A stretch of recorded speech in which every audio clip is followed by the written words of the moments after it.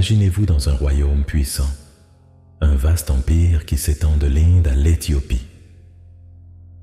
Dans ce scénario, une jeune femme se retrouve en position de pouvoir, mais aussi face à un dilemme moral qui pourrait lui coûter la vie. Son nom est Esther et son histoire est l'une des plus inspirantes de la Bible. C'est un récit de courage, de foi et d'action décisive qui nous enseigne de précieuses leçons sur la manière de relever des défis apparemment insurmontables.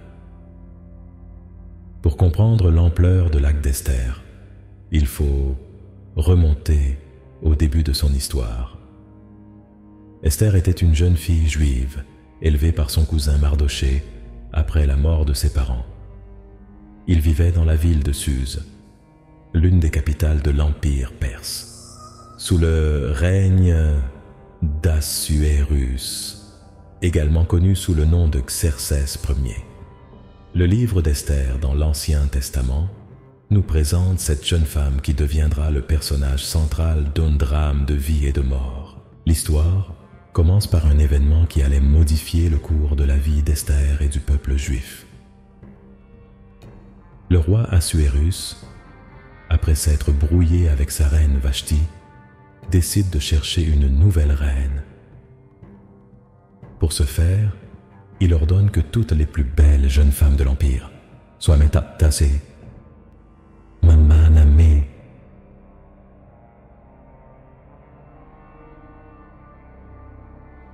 Au couteau, palais pour participer à un concours de beauté.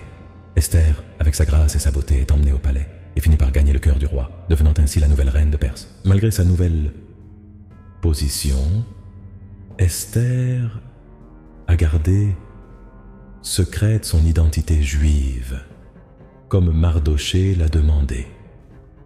La Bible nous dit dans Esther chapitre 2 verset 10, Esther n'a pas déclaré son peuple ni ses parents, parce que Mardochée lui avait ordonné de ne pas les déclarer. Alors qu'Esther vivait dans le palais royal, son cousin Mardochée, qui était fonctionnaire de la cour, découvrit un complot contre le roi et le révéla, sauvant ainsi la vie du monarque. Cet acte de loyauté restera plus tard dans les mémoires à un moment crucial.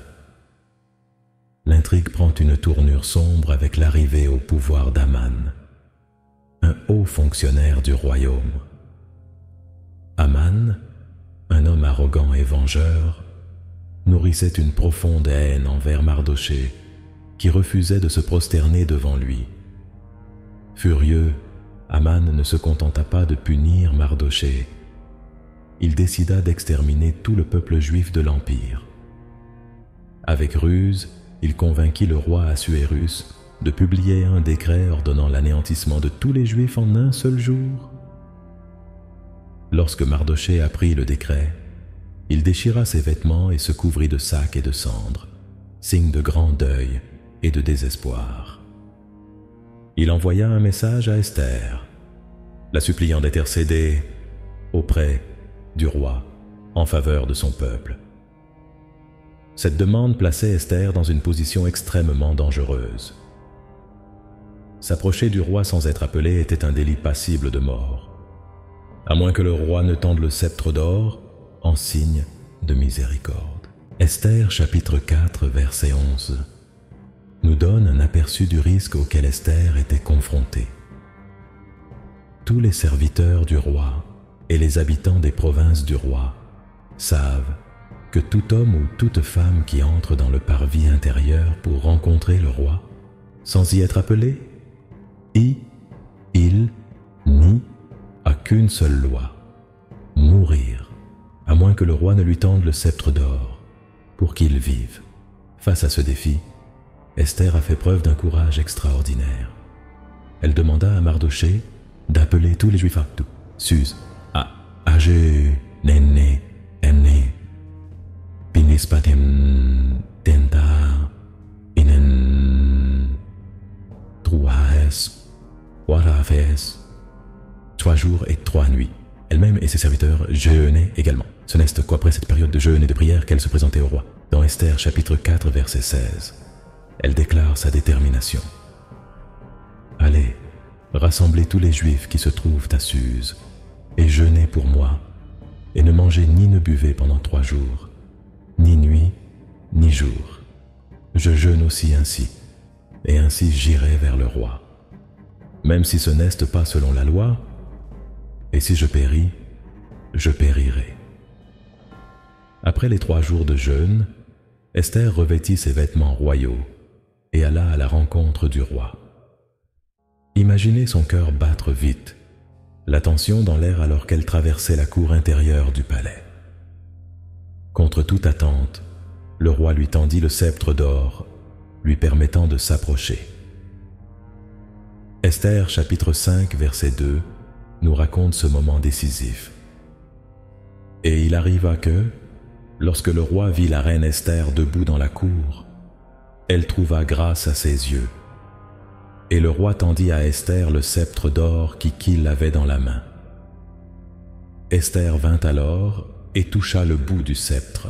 Dans une grande sagesse, Esther n'a pas immédiatement révélé sa demande. Au lieu de cela, elle invita le roi et Haman à un banquet qu'elle avait préparé.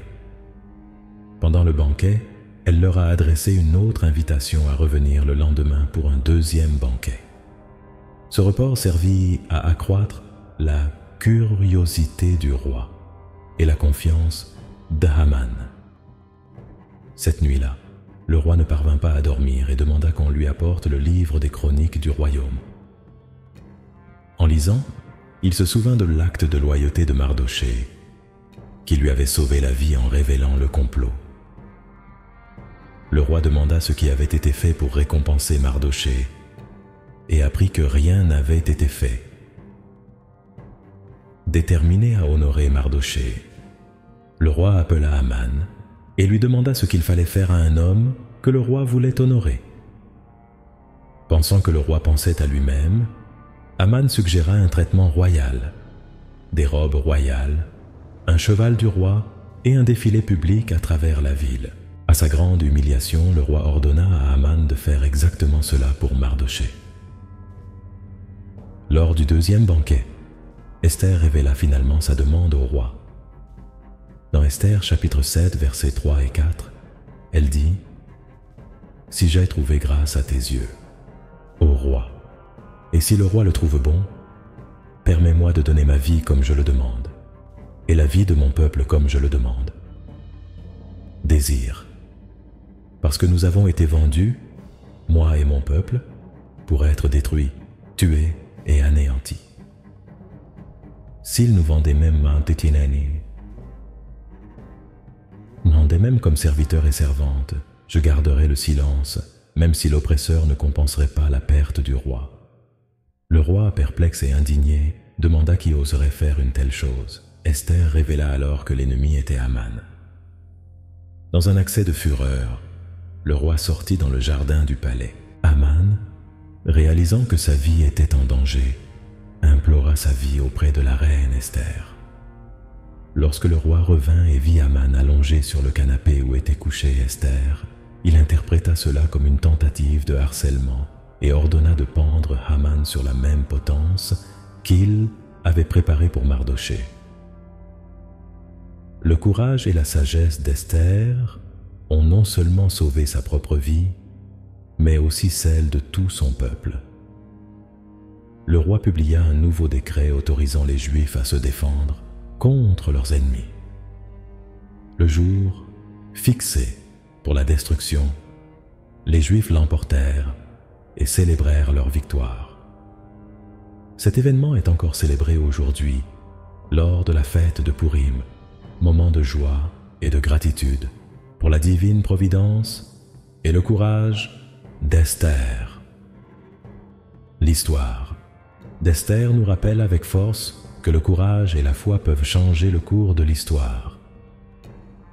Même face à de grands risques, Esther a choisi d'agir au nom de son peuple, faisant confiance à Dieu pour la guider et la protéger. Son histoire nous met au défi d'être courageux dans nos propres vies, de défendre la justice et de faire confiance à la providence divine, même lorsque les circonstances semblent insurmontables. Dans les moments de crise, le courage d'Esther brille comme une lueur d'espoir et d'inspiration. Sa volonté de risquer sa vie pour sauver les autres nous enseigne le pouvoir du sacrifice et du leadership. Esther a non seulement sauvé son peuple, mais est également devenue un symbole éternel de foi, de courage et d'action décisive. Puissions-nous porter l'histoire d'Esther dans nos cœurs et permettre à son courage d'inspirer nos propres actions. Lorsque nous sommes confrontés à des défis et à des moments critiques, souvenons-nous des paroles d'Esther. Si je péris, je péris. Puissions-nous avoir la même détermination d'agir avec foi et courage, confiant que Dieu est avec nous à chaque étape du chemin. Terminons par une prière.